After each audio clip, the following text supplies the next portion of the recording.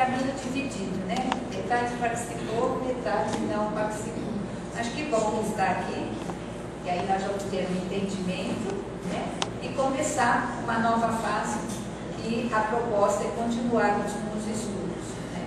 Ou na casa, ou vindo como fazendo parte da equipe para estar estudando os GES. Então nós vamos dar uma visão rápida.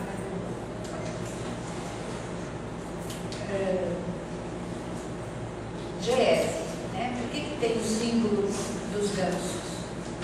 Porque a gente vai ver no isso, que a sigla GES em inglês quer dizer ganso. Para nós, quer dizer Grupo Espírita de Estudos sobre Escola. Então, é um aprendizado sobre a escola que nós já deixamos muitos lá atrás. Nós vamos estar revivendo o que significou para nós essa escola, o que significou para nós essa iniciação de grupo. O Minuto em Aliança. Pode ler?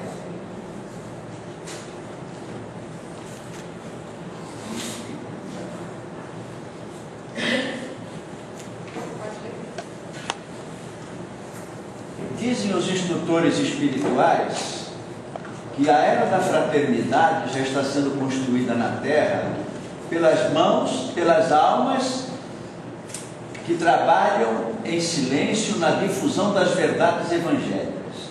Guia do Discípulo, página 63, item 10. Pode fazer um breve comentário. Bom, esse conceito eu já tenho muito bem sedimentado na minha alma.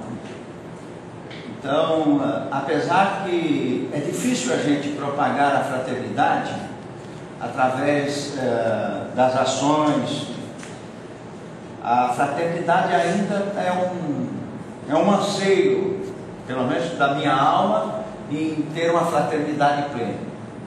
Mas eu acredito que esses estudos que a gente tem feito têm contribuído para a gente construir essa fraternidade dentro da gente. Eu acho que a fraternidade trabalhada em silêncio existe sim. É que ela não é divulgada, como normalmente as coisas da vida. A gente vê a notícia, os noticiários só é coisas que não nos interessam. Mas aquele que trabalha em silêncio nunca é divulgado. E eu acho que o nosso povo é um povo fraterno. De uma maneira ou de outra, ele tem essa fraternidade em si. E é que nós não conhecemos, mas está aí. A minoria é que a força do mal, né, que a maioria que são corajosos, eles ficam na frente. E a gente pensa que só eles. Mas quem existe sim. Eu gostaria de... A fraternidade é poder olhar no olho do outro e sentir o nosso irmão.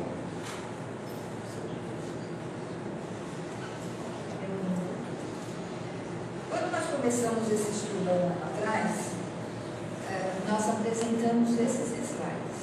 Então vamos estar recordando que tem companheiros que vão participar.